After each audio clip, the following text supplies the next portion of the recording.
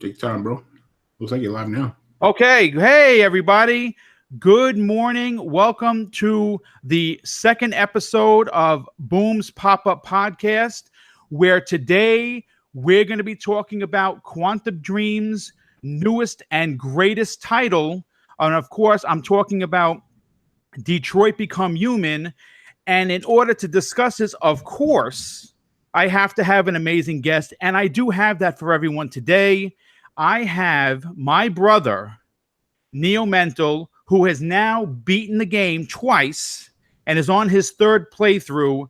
And tell everybody, how close are you to platinum in this game? I am 6 trophies away. Holy moly, man. I'm only 8 hours in. I have not beaten it yet, but I am far enough that I can honestly give a strong opinion and a review at the end of today's show. Now, here's the thing. If you followed me on Twitter or you followed me on multiple podcasts I've been on in the past, and of course some of my own that I've created in the last few months, I enjoy talking about video games. So right out of the gate, this is a conversational podcast. But what I want this particular show to be is more than just a conversational one. I want it to be an informational one. And what I mean by that is we take one game and it's the subject topic of the entire show. And then at the end of this show, hopefully you'll stay around to hear a review from me and my guest. And when I talk about informational, before we go into the bullet points of today's show, I want to talk about who exactly is Quantic Dreams, because a lot of people are new to the PlayStation. A lot of people that follow me, a lot of people that I follow are Xbox fans. And some people have expanded their game playing by purchasing not only an Xbox One X, but a PlayStation 4, whether it's a vanilla or a pro, or even the Switch. So they might be new to the PlayStation community. And if you are, I want to explain to you who this amazing company is. So for anyone that's interested, Quantic Dreams, they are a French development team, and they're based out of Paris, France. They were founded on June 3rd, 1997. So that we just, we're hitting an anniversary for them. And the original founder, of course, is David Cage. What a lot of people don't know about this company is their technology is used in many of Hollywood's films, as well as the gaming industry as a whole. Now, here, this is where we're going to get into a little bit of particular detail. So since the company's inception in 97, they have produced a total of 5 titles since 99. And I just want to break down exactly what those titles are, should you be interested. The first one is Omicron, the Nomad Soul, for, Dan, one of your favorite systems, the Sega Dreamcast. Okay. Next up, they have Fahrenheit, which released for the PS2 as well as the OG Xbox. And the next time that they made a game, that was going to be a PlayStation 3 exclusive called Heavy Rain. And what a lot of people don't know about this is they actually approached Microsoft first and offered this title to be an exclusive on the Xbox platform. Wow. Unfortunately, Microsoft passed on it because of the controversy of the child that dies in that game. And obviously the rest is history. They re-released it, I think, last year on the PlayStation 4. After that, they had Beyond Two Souls, which, of course, released on the PS3 and as well as the PlayStation 4 as a remaster. And, of course, what we're here to talk about today, and that is the absolutely astounding Detroit Become Human. Like I said, I am about 8 hours into it. I have really enjoyed my time. Obviously, my brother Neo Mental, how has this game been for you since you started playing? Oh man, amazing. Well, first off, good morning, everyone. or afternoon, depending what your time zone is. Um, I got it. I had a 4-day weekend, that Memorial Day week, so I played it like crazy. I absolutely loved it. I mean, I loved their previous games. Fahrenheit, I don't think I actually never played it, but they're actually do have in the PlayStation Store. I think when I'm finished this, I'm gonna go back and play some of the previous games. But it's been amazing. I mean, I haven't really played anything but this since I got it, and I'm actually a little sad that this week's going to be the end of it for me. So, but the game is phenomenal. Okay. Well, listen, I mean, here's the thing. Games like this that tell a very unique story don't come around very often. And it's amazing the kind of story that could be told in gaming. I mean, the stories that Quantic Dreams are able to tell in their titles could be compared to some really fantastic books. I mean, you're a big reader, Neo Mental. Would you consider the story of this game as good as something that you've recently read? Yeah, I mean, I think that's their one of their greatest assets is this is a massively story driven game, and I think this is when you look at a lot of behind the scenes stuff, the stuff that's really under the hood is crazy. Like, I mean, that's what really kind of made me want to go through a lot of this stuff because I wanted to see the different paths. Because like every character has like 4 different arcs, and it was just like I didn't even want to go on YouTube to see it. I wanted to actually play the different ones and see how everything interacts. So I mean, the story is just it's amazing. Like they crafted something really good. I'm excited for this. I want to see what their next game's going to be. I mean, it's wow. I hope it's not as long between the next game as it has been between this and Beyond Two Souls because man, this was great. Yeah, I mean, look, like I said, I really what I think that they bring to the table as a development house is that they give you characters to care about. Like you logistically feel something with each individual character. Now, I just want to warn the audience: if you haven't beaten the game, we're not going to go into game-ending spoilers because we're not going to. We try not to ruin it, but there might be unintentional spoilers throughout the show. And if you haven't beaten it yet, and you want to, if we're going to talk about something, either myself or my brother and Neo Mental will say, hey, listen, this is going to be a spoiler, kind of cover your ears or, lower the volume because we don't want to ruin it. You don't want this ruined for you. You want to experience everything that this story is telling. And so I'm going to get back into my point. What makes these 3 characters special is somehow or another, their stories are interwoven in a way, even if it's by passing, even if it's by Connor chasing Kara, right? Or Marcus reading the news and seeing that, Detroit, police officer who happens to be a robot solved a crime. I mean, I think that the way that they do it is amazing. But I think what is intriguing to me as a gamer is normally you start a game and you have a particular character and you are with that character through the entire adventure of a game, whether that be 6 hours or 60 hours, you are tied to that one character. I think what Quantic Dreams does incredible is they split it between 3 characters and you actually give a flying shit what happens to these characters. Like, you don't, a lot of people don't know this. There is permadeath in the game. So if you do make a boo-boo, you could logistically kill 2 out of the 3 characters in making a bad choice. I mean, Neo, how devastating would that be for you as a gamer if one of these characters died? Well, you can actually kill all 3. Um,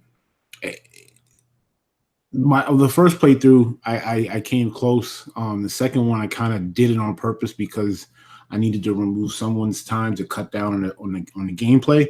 Because I'm going back for the third, and like I said, I want to get all the trophies for it. But you know, it definitely had weight. The way it was crafted, the way these guys die, it was like, whoa, that really sucks. You know, it definitely does affect the way you play the game. Um, you know, especially on the first playthrough, it was like you were actually taking the time to not get these guys killed, and depending on how like the control, you could put it on easy or a little bit more experienced. The experience, some of those button combinations were a little crazy, but depending on how you had it set up, you were definitely running the risk of getting somebody killed, and it definitely made you think like, do I want to go back and reload this board or what? It was crazy. That actually happened to me right at like literally I made a mistake, and I'm not gonna sit here and lie to you and say I didn't shut it down and redo the particular part of the mission. Connor got popped in the head, and I was like, what the F just happened? Hit the hit the guide button for the PlayStation and reset the game. I'm not staying with this. I'm sorry. Yeah. So yeah, and you know what it was? I wasn't paying attention. Something on, I think it was, I had Twitter open. Big mistake. Don't play this game with Twitter open. Don't answer the phone. Don't answer your door. Put on a pair of headphones and then just enjoy this game, because I was trying to be the social media king that I think I am and play the game at the same time. Big no, don't do it. Kind of got popped in the head, and I had to restart the game because I was not having it. But we're going to go right into the bullet points of today's show. And we're going to start off with, I think, the glaring standout for this game. And we're going to talk graphics. I mean, look, here's the thing. Say what you want about the PlayStation 4 and them having, all games look alike. They all look like Last of Us, whatever. Let me just tell the fans this.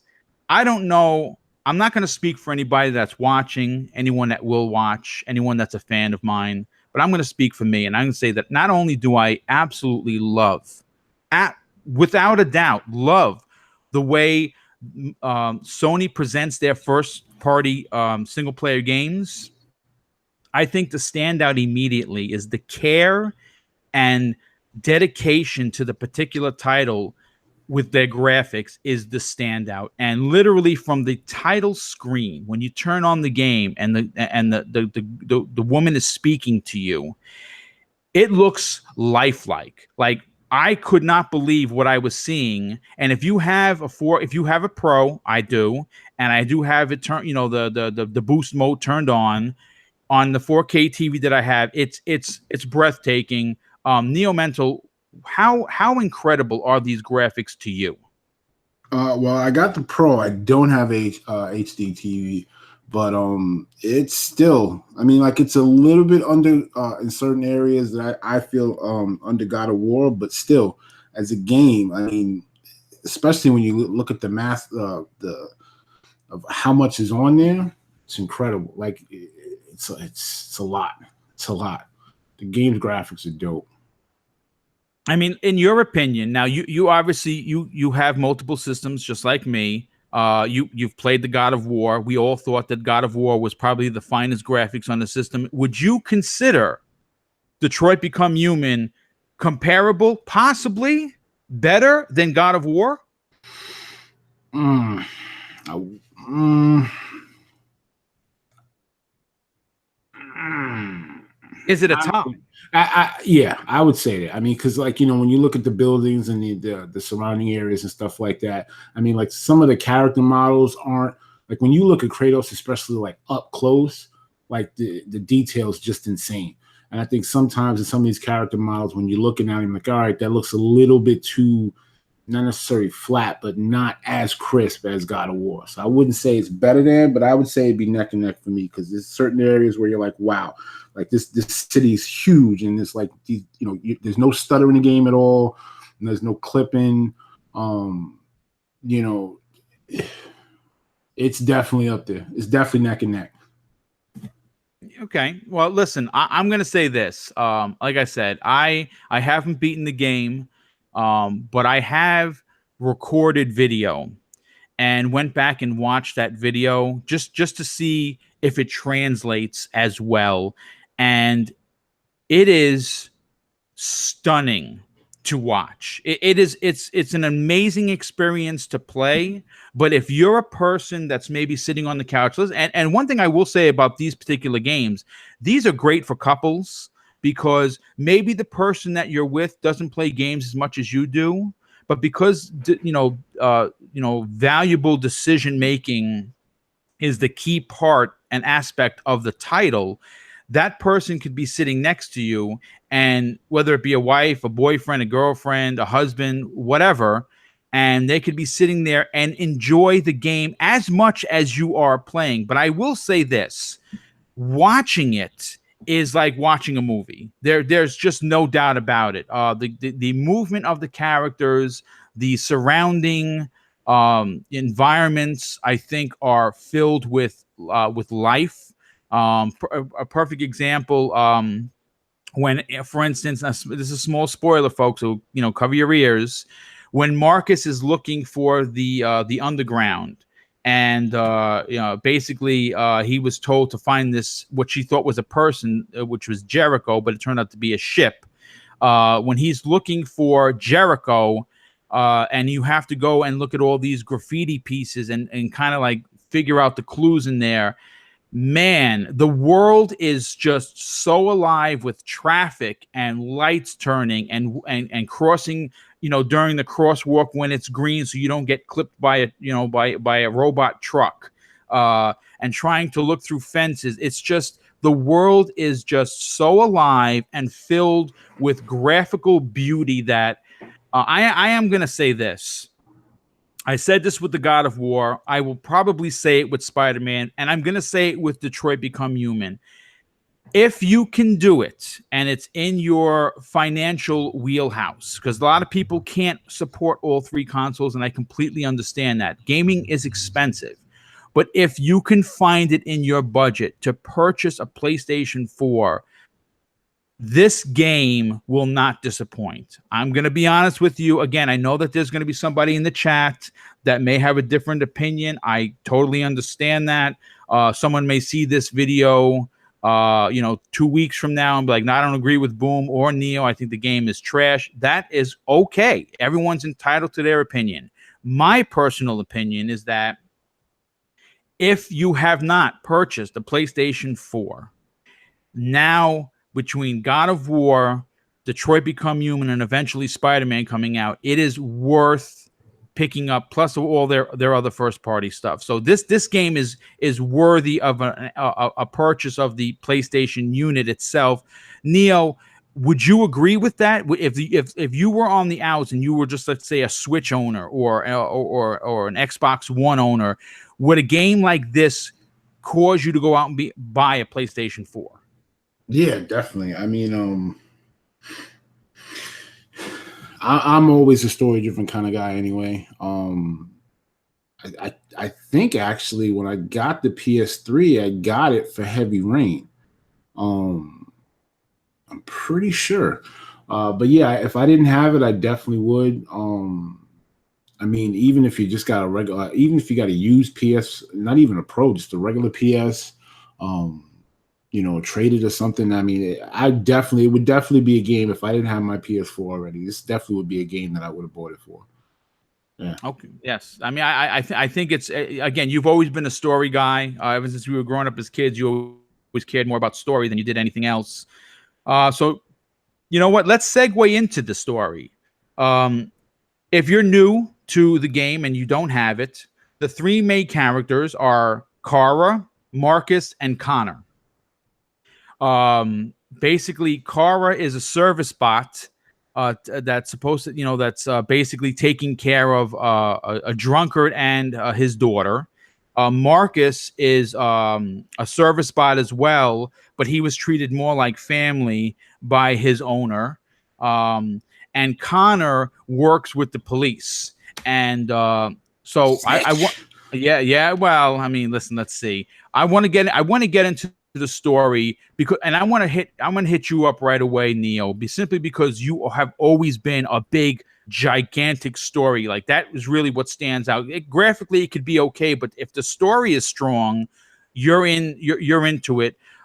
What about Detroit's story grabbed you literally from the start of the game? Um, I was actually surprised by a lot of the actors that were in it. I think that probably should have been more of a focal point for it as well. Like Marcus is taking care of this older painter played by Lance Hendrickson, and I was like, "Whoa, Bishop's in it," and Yes. like so the talent that they got for it. Forgot the cop's name. I should have did my homework, but they had a He's lot of a lieutenant something. I forgot. His name is the tip of my tongue, but I know what you're talking about. That actor's been all over the place. yeah. So like I start seeing people pop up, and I'm like, whoa, like they really took the time to get some actors in it, and I think that they really focused on that. So like just the fact that everything moved and felt natural, it I mean, I hate to say that it felt like I was playing a movie, but that's kind of the gist of it. And I know a lot of people aren't really into that, but I mean, I think these experiences are really, really great. I mean, I'm a fan of the point and clicks. I mean, Zach McCrack is my favorite game of all time. Yes, it Uh, is. I can get lost in it. Sometimes you just want to, be part of the story and just kind of tune everything out. But from the moment it was there, I was like, I wanted to know what was going on. The world that they had put together, you just really kind of want to keep learning more and keep doing different things. So I mean, they really, story wise, they pulled you in from the very beginning. Yeah, I mean, I'm gonna say this right now. The story is told in such a way. There's a lot going on. You obviously are in control of three different lives, whether they be robotic or not. They still count for something. And you would think that it might be slightly confusing to not only have the one story going, but three different stories. But because the game is set up in a way where they respect the player's time, and they're telling a story in a way where it's not like it's insulting you that you can't understand, but it's packed with enough information that should you take the time to really invest yourself into this world, you will walk away a changed person. More specifically, there are magazines all littered throughout the game. And I actually found myself reading every one of these magazines. Like the first time I picked it up, I was like, oh, wow, this isn't just a prop for the game. This is actually telling a story within a story. And you're learning about, you're learning about different things going on. There's a few quotes from the current president, different world issues that are happening at that particular moment of the game. They even delve into sex with the robots, and there's a percentage that you can, like literally like a test. Would you have sex with a robot? Yes or no? It is astounding how the detail that goes into this. I mean, here's a perfect example. During a particular mission with Connor, when he's actually in the police station, prior to the lieutenant you're partner up with coming to the scene, you could actually look onto his desk, and if you're seeing pictures with him graduating top of his class. You're seeing what his favorite baseball team is. I mean, there's all these little nuances that really flush out the story, where it's not just as simple as two characters walk into a room, they have to figure out a crime or they have to escape from a situation. There's literally so much packed into this. In regards to the story, Neo, what was your favorite of the three? Favorite character? Yeah, well, each story. Yeah, if you had to pick one of which was your favorite story told in Detroit Become Human, which one would you pick? Mm, mm, that's rough. I mean, a lot of Marcus's stuff was kind of crazy because, without giving too much of it all, he becomes the focal point of the story. Yep. Which was crazy about this. Not to segue back, but like with the magazines, like literally every decision that you make affects other things. So there's certain, like if you choose something in one point, 4 missions later, the certain magazines start reflecting that, and you start seeing that. So I mean, with Marcus, it was interesting to see this guy go from this transition to the stuff that was happening to him, and how he played out with it.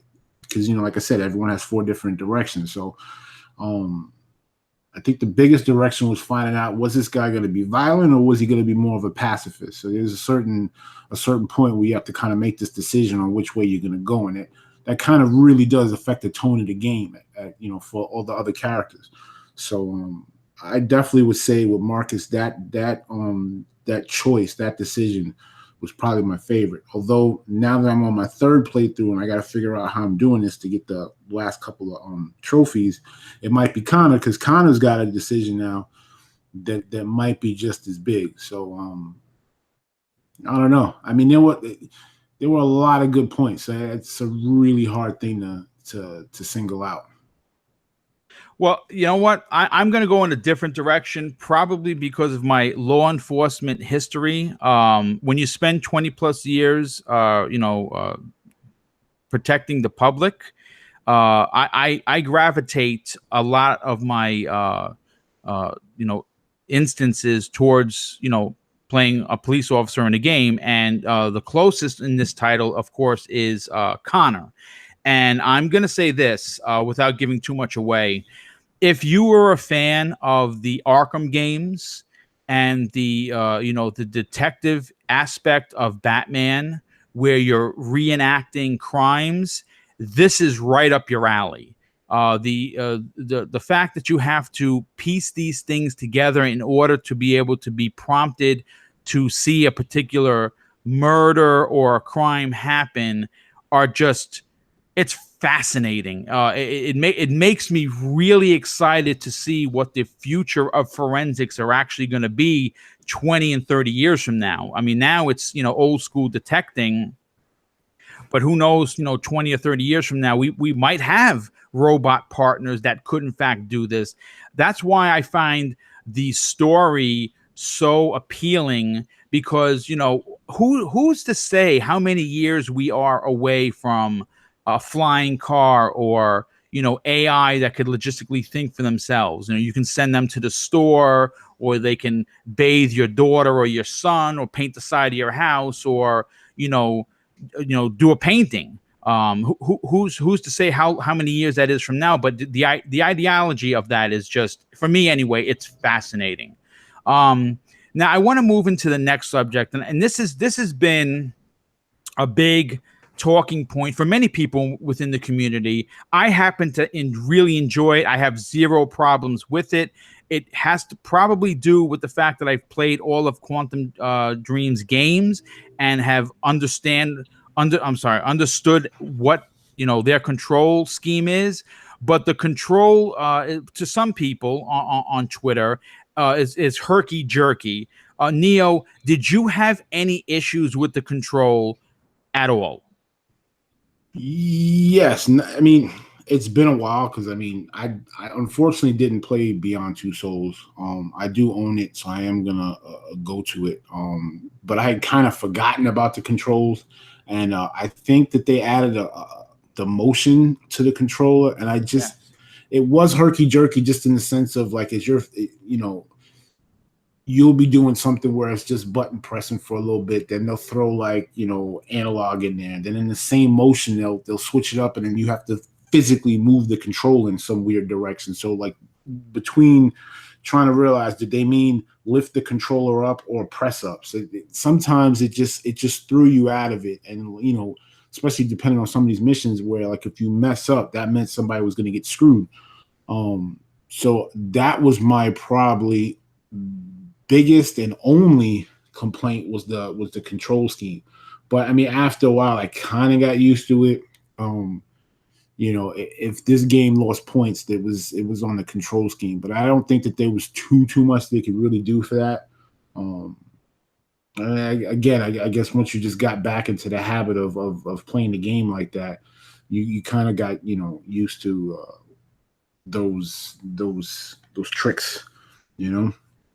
But Yeah, I mean, look, I'm going to say this. For me personally, again, I being a veteran of their control scheme, I knew what I was getting myself into. I felt the control was fine. There were only a couple instances where the control where he kind of made an about face, which I was like, "What just happened?"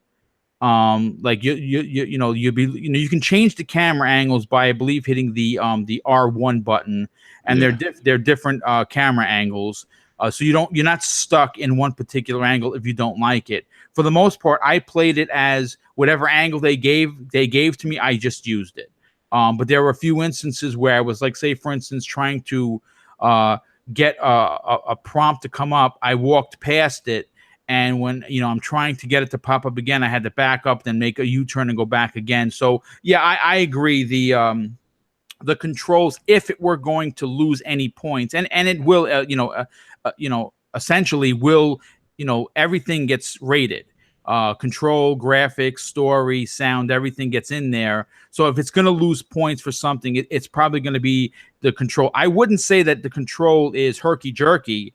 I'm going to be completely honest. The 8 hours that I'm into it, I didn't make a wrong choice because the control somehow made a mistake where I was like, okay, now it's not my error, it's the actual game's error. What about you, Neo? Did anything happen to you that you were like, God damn, these controls, why'd this happen? Yeah, at the end, my first playthrough, at the end, the last board, there's a fight, and I wound up screwing up, and it threw me off. It was one of the bigger things that messed me up. So that, based on a decision, I wound up getting a really bad ending, and it really it had a bad tone. So like when I was going through the playing my second part on my second playthrough, I was like, man, this is really gonna suck because it just, I don't know, it just took me out of it. But then something made me go back and load that board again, and as I did it the right way, I was shocked at how that one little thing could make a difference. So like there's certain fights, because there's a bunch of fights that come up, and if you lose those fights, um, it can mean a character could die, or it can mean someone could escape, or it means, like there's a whole bunch of things that can happen. And just one move can put you out of it. Because, when you mess up, then you're like, oh man, then you mess up again. You mess up the third time, that's, someone hitting the floor. So, I mean, it can definitely screw you up because it'll just take you out of it. And if trying to recover, sometimes you don't, it can really affect it. So, I mean, Was that the decision you were telling me about that you were pissed? yeah, it was towards the Okay. end, because it was a big one, and it was like, holy crap, like, because it just took me out of it. And then plus at the same time, it was late. So I think it was like 3 a.m. And when I went back the next day, I was like, okay, that could have went better. So I mean, it has the potential of screwing you up. So I mean, but Okay. I mean, it's the yeah, well, game. listen, again, I would be. You see, what I do like about the game is that if something like that does happen, it shouldn't happen. It's not an excuse, folks. Let's understand that. A mistake of the controls causing you to lose a major character or get a screwed up ending is unacceptable by any stretch of the truth. And of course, again, it would lose points for that. But I will say this: shutting off the game at the end of towards the end of a decision will reset or going back to the title screen will reset that particular part of the game where you can go back and redo it again. It's not an excuse to say, okay, no, give them a pass because everything else is great. No, they lose points for this. And I hate to say this, unfortunately, this is kind of standard fare. I recall having to reset a choice because of a control glitch in Heavy Rain. And I did that as well as Beyond Two Souls, which I didn't beat. I got halfway through. So yeah, this is something that they may want to work on a future engine. But again, the controls are set up this way because it's telling a story. But I do think that they do have to tweak it, especially during the action set pieces of the game. Now I'm going to move on to the next topic, and I think that this is going to be a good one. Let's discuss replayability. Now, you've obviously have played it. Oh, you're about to play your third playthrough. If by your third playthrough, which is incredible in itself, again, this game, how long did your first playthrough take you?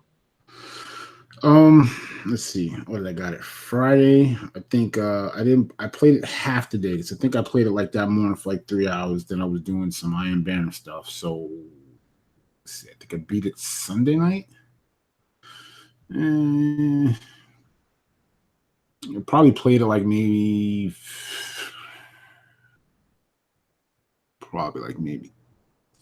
13 hours, I think, the first time. All right, so 13 hours the first time. Obviously, it's probably going to be at least half that during the next time because you kind of know the game at that point.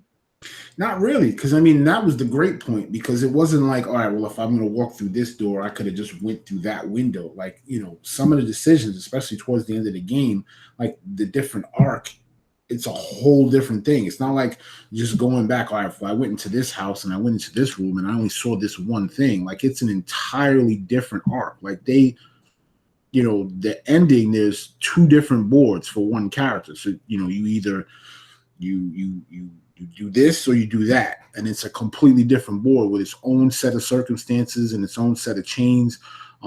Like even for Kara, like I messed up and something happens to her, she went a different place. So I just went through it because I wanted to get one of the trophies, and I'm looking at the board and there's like 100 different options for it. And even in them, that still branches off, I think, not two decisions, but in two different ways. So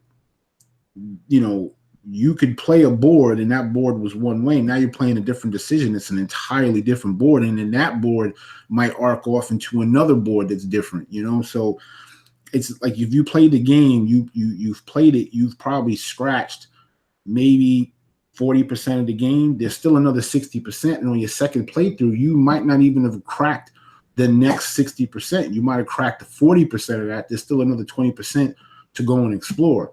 So that's what I loved about the game so much. Like, I played it 2.5 times easy because, going back and picking different boards. And I still have on certain boards choices that's a whole different board to go play. So wow. Okay, yeah. Well, here's a good question. If by this, because you're close to platinum it, and is this going to be your first platinum? I'm not sure. I mean, I don't have a lot of PlayStation time. I think the last game that you were really close to, and I'm not sure if you did it, was oh my God, Horizon Zero Dawn. Yeah, and I didn't. Okay. I think I might have one, but I'm not 100% sure. Okay, well, here's a good question for you. Maybe anybody in the chat that has played it, that has played it as much as you, would you? Let's say, for instance, you platinum the game, but there are some choices that you didn't get a chance to see. Would you still play this game to get those choices, to see what you missed?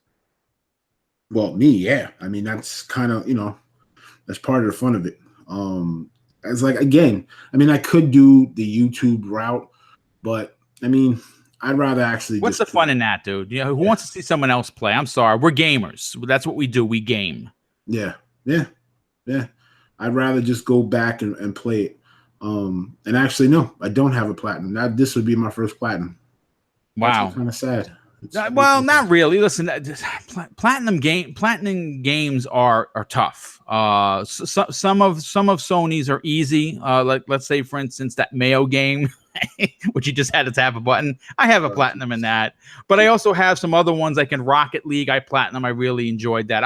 I enjoy the achievement system on both consoles. I like trophies, and of course I love achievements. That's publicly known. I'm going to say this for me. The thing about Sony's games with me, again, this is speaking for Boom. This is not speaking for anyone in the chat, and this is certainly not speaking to anybody that's a fan of me, which I actually can't believe there are people that actually like what I have to say. I'm still shocked about that. Me too. Yeah, listen, quiet you. What I really appreciate about the Sony games, and we're not just talking Detroit, we're not just talking God of War, we're talking all of their first party stuff. Horizon Zero Dawn. I think Aloy is an incredible, powerful female character that you don't see too often. And we have her in Tomb Raider. We have a female lead in Tomb Raider. We have Julie, for the game on Microsoft. Oh my God, I can't believe I forgot the name of it. I'm terrible. Sorry, guys. There are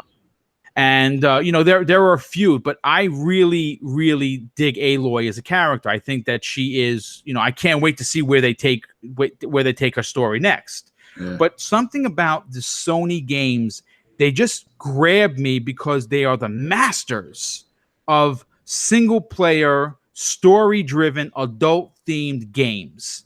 And it's something that I really, really wish Microsoft would eventually get back to. In regards to Detroit Become Human, I am so engrossed in what is happening with the characters that I find myself like tiptoeing around story decisions because I'm afraid for my particular character. And I think that in itself says something about the replayability because, think about this. Let's say, for instance, I'm able to make it through the entire game. No one dies, right? I'm going to want to play this game. And in my next playthrough, which I can see myself playing this 3 and 4 times, there's no doubt about it, because I did that with Heavy Rain.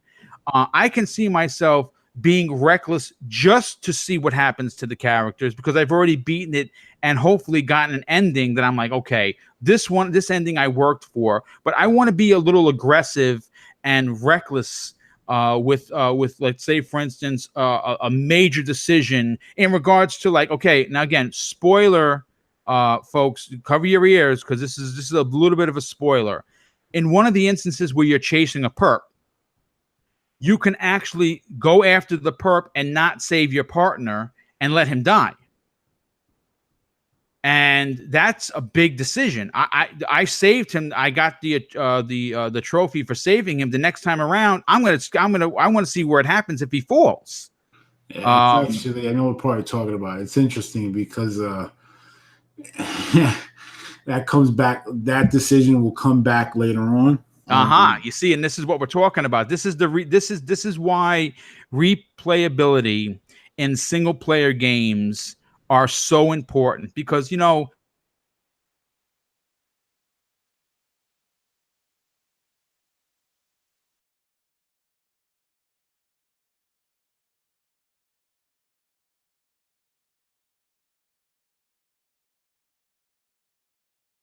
at the PlayStation single player games because they're one and done. And that is not in fact the case. I mean, I put 75 hours into God of War, beat it once, and I'm still going back in there trying to do some different paths that I missed. But in regards to Detroit, this is a fantastic prime example of why single player games, if done correctly, will not be one and done. Now, there's one thing that I will say with certain games. After you beat a game, trying to get the rest of the achievements or the trophies, sometimes it feels like a chore.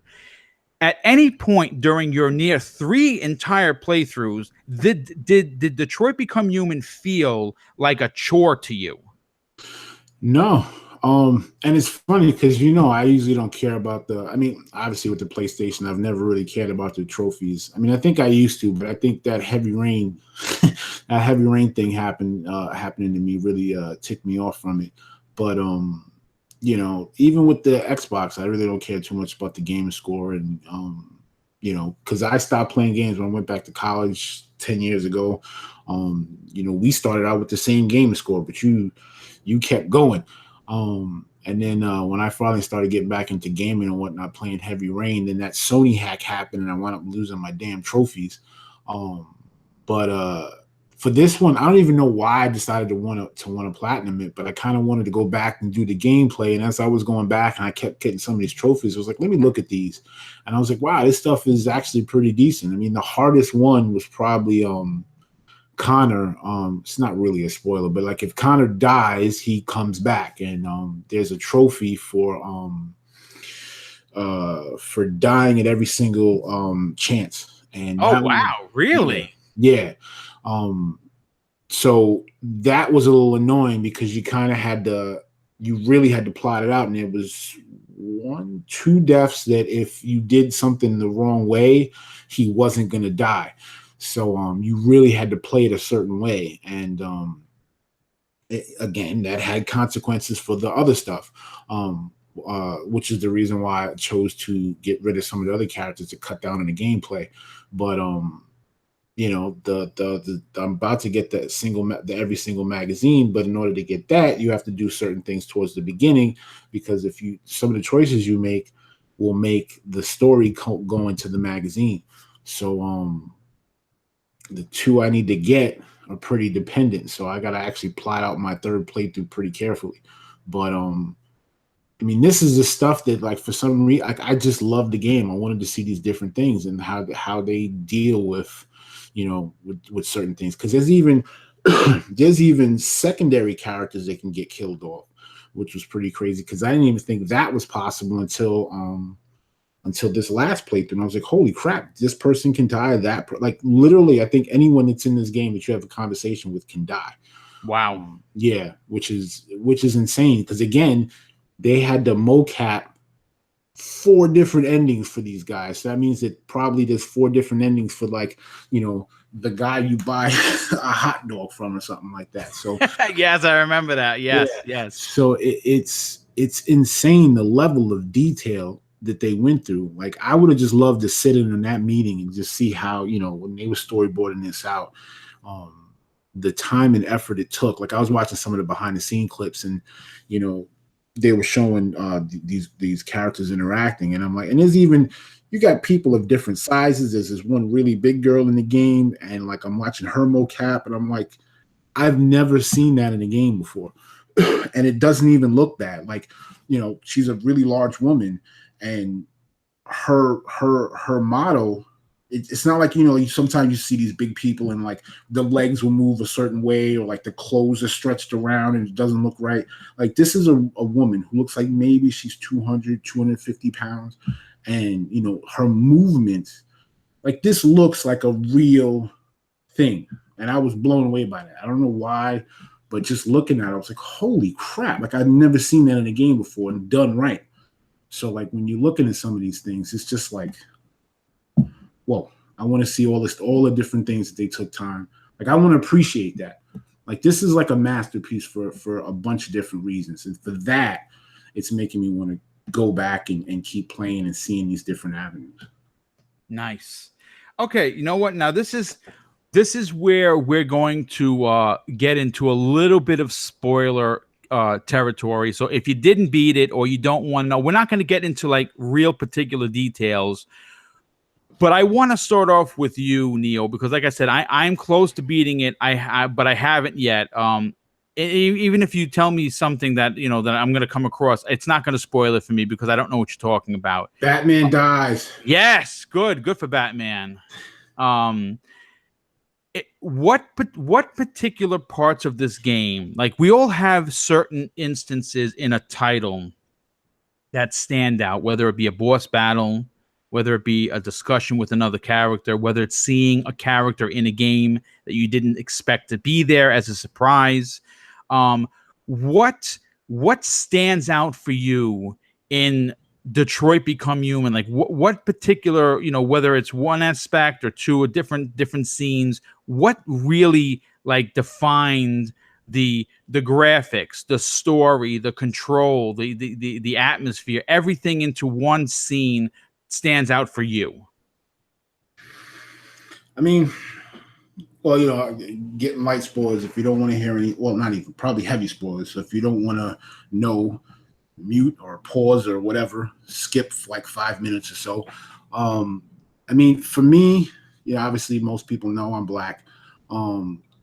this game with Jesse Williams as the lead, these are like humans, these are androids that are becoming sentient basically, and they're Yes. fighting for their rights. So like not being like the whole civil rights thing, but it was interesting to parallel. So it's like, they're basically playing this game, fighting for their freedom, for their rights, for their, their equal respect. And in this world, it's, in this world, androids are taking over people's jobs because, if I had an Android, am I going to go out and mulch my lawn and cut these trees? Hell no. I'm going to spend $6,000 on a robot and have him go do it. So you're watching the effects of all this advancement in technologies, how it's replacing, people. And now you have people out of work. They even have Android cops. You know what I'm saying? So now you're dealing with a whole new level of lower class people because now they can't afford things. So the world is a powder keg. Excuse me. And so that whole fight was interesting to see. Like, I don't know if they meant it to be that way, but I think that for a lot of people are going to be like, wow, I can relate to this android who's become sentient is just trying to fight for his survival when they're literally beating and killing androids. So there's a part in the game where you get access to a dirty bomb, and this dirty bomb has the chance of irradiating all of Detroit. So there's a decision whether you use it or not, and that was like a heavy moment because, like, you're, especially when you're playing him, because you play Marcus, you can either play him as a pacifist or you can play him as aggressive, aggressive revolutionary. So like if you're playing with them as a pacifist and you have this option to use this dirty bomb, it's like, do I really want to do this?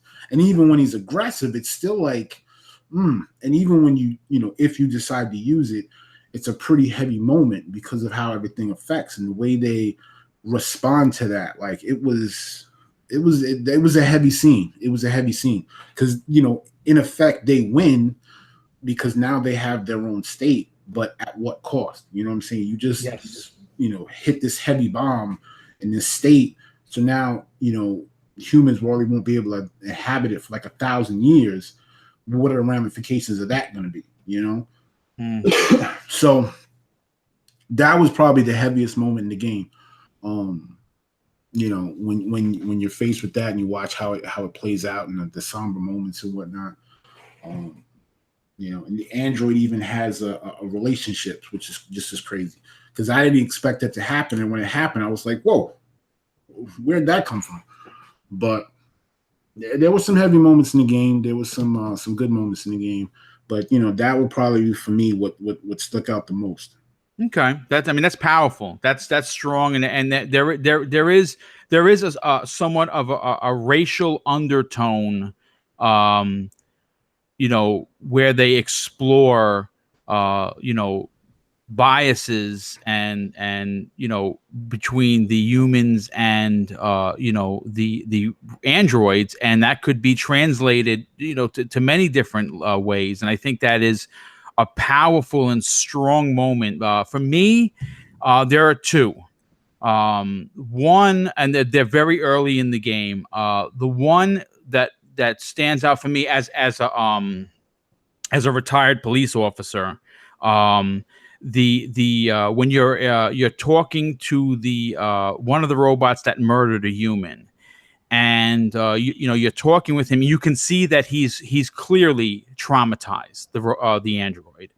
And then when you start doing, like, you start looking close up on him, you start to see the abuse that he was that was done to him. And you know what, as a human being, and someone who really would throw himself in front of a train to save another person without even thinking twice. And I'm not putting myself on a pedestal. That's the kind of police officer I was. It was people first before me.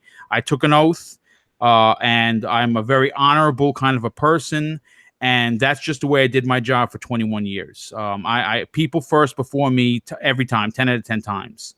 And when I saw the story that they were trying to tell, where you see that that cigarettes have been put out on his arm, and then they go to the other side and you can see where he has a gash. You can see, I mean, like, I felt something for this android, and mind you, it's a character in a game, so it's obviously, it's just a story that I'm either reading or being told to me through the wonderful world of video games, and I felt something.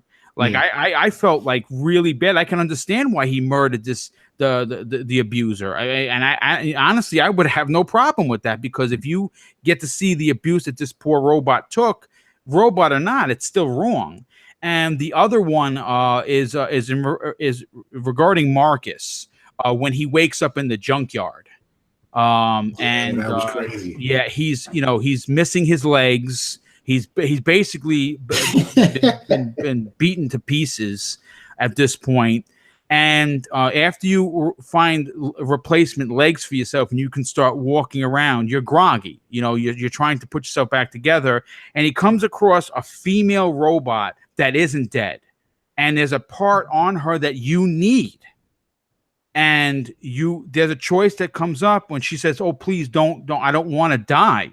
Yeah. Like, wow. I mean, that's like, I'm getting goosebumps talking about it, because it's, you could logistically kill her, or you can let her live on in this rubble, and then move on and try to find a part somewhere else. And she thanks you for it. I mean, it's early on, but it's so powerful that, it's pretty amazing that, a game is telling a story this deep, and you can come at it from so many different angles.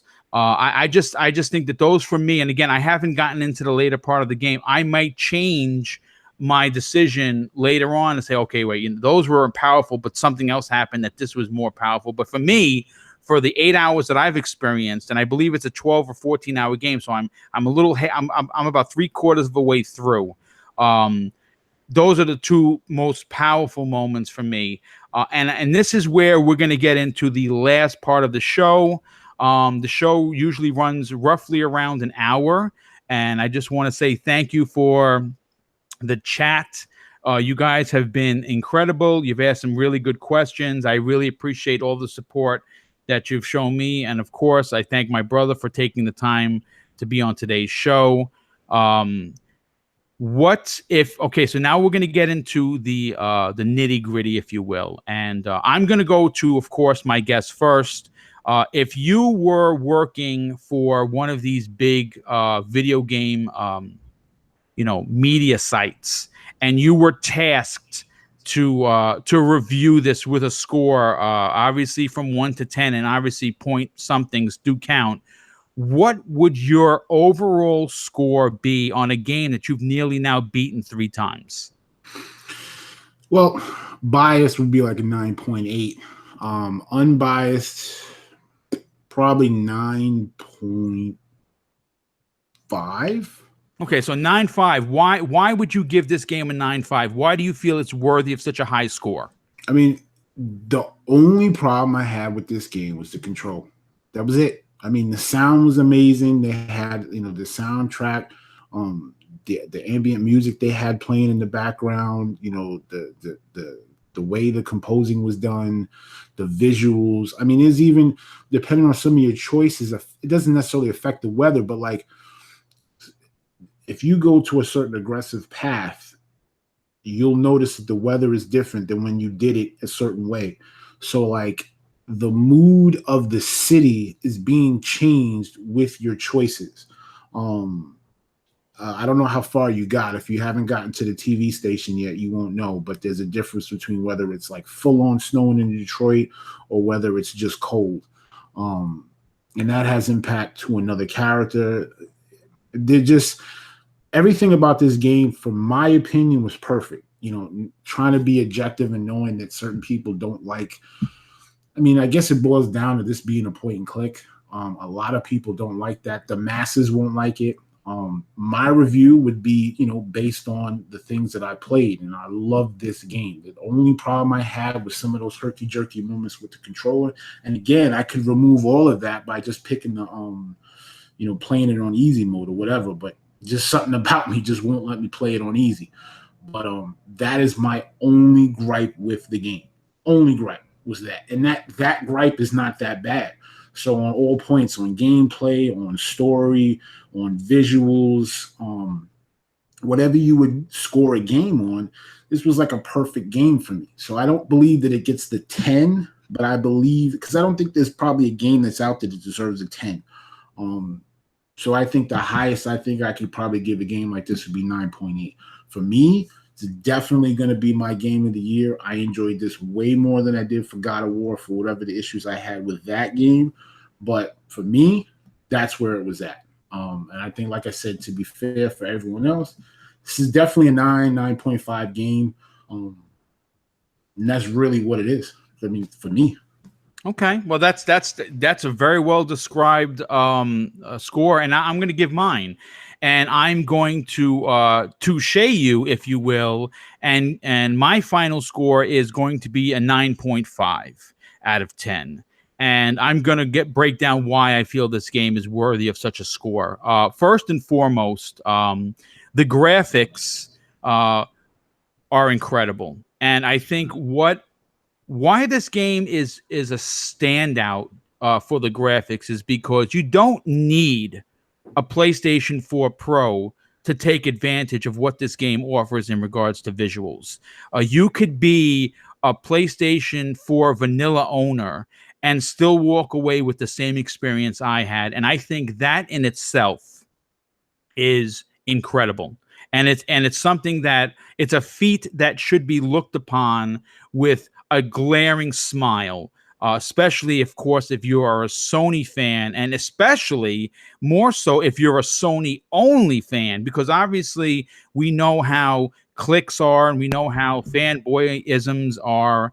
But if you're a Sony fan and that's who you support, man, it's a great time to be a proud owner of that console and a proud supporter of it.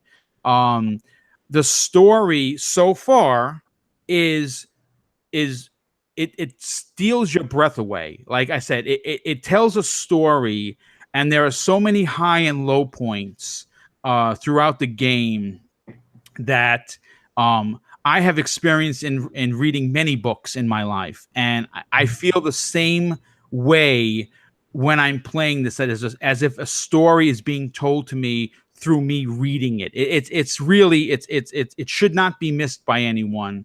The control, I will say, at not a gigantic issue.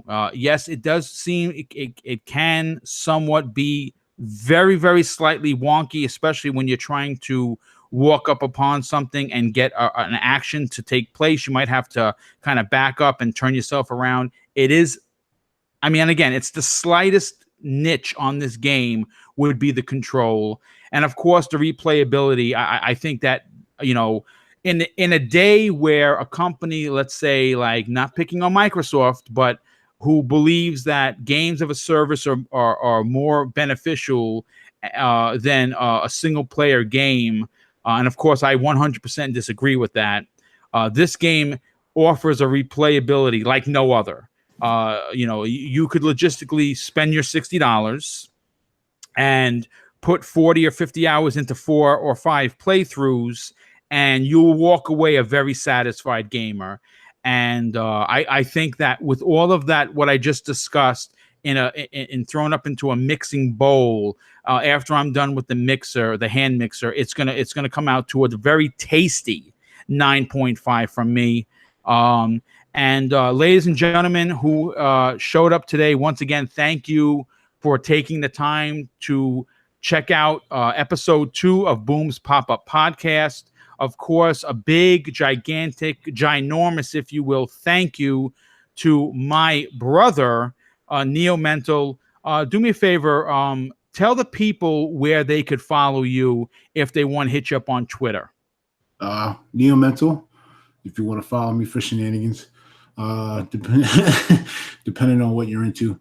But yeah, Neo Mental across the board, PlayStation, Xbox, whatever it is. Yeah, I'm usually making a fool on the internet. Well, you always have something important to say, and I like that. Obviously, I love you because you're my brother. But thanks again for tuning in, everyone in the chat. If you do catch this on the replay, all that I ask is 2 things. 1, that you hit the like button if you liked it. If you didn't like it, I encourage you to hit the thumbs down button. Nah, man, hit the like button. Hit it now. And all I ask also is if you do like my work and you like the content that I'm putting out on a weekly basis, share this video on social media. Get people involved. I'm a stone throw away from 900 followers on YouTube, which is 900 subs is a big deal for me. I just started the channel back in November, so that many subs in that short of time is really astounding. I cannot thank the community enough for the support. And like I said, like, share, and subscribe. And once again, we are out. Thanks again for tuning in. We should have some more coverage coming up. And also, check out this week's Breakfast with Boom. I'm going to be making an official guest announcement list tomorrow. And all I can tell you is that the 5 guests that I'm going to have on are some of the biggest people on YouTube and Twitter. And stay tuned for that. Have a great day, everyone. Thanks again. Later, guys. Dude, that was awesome.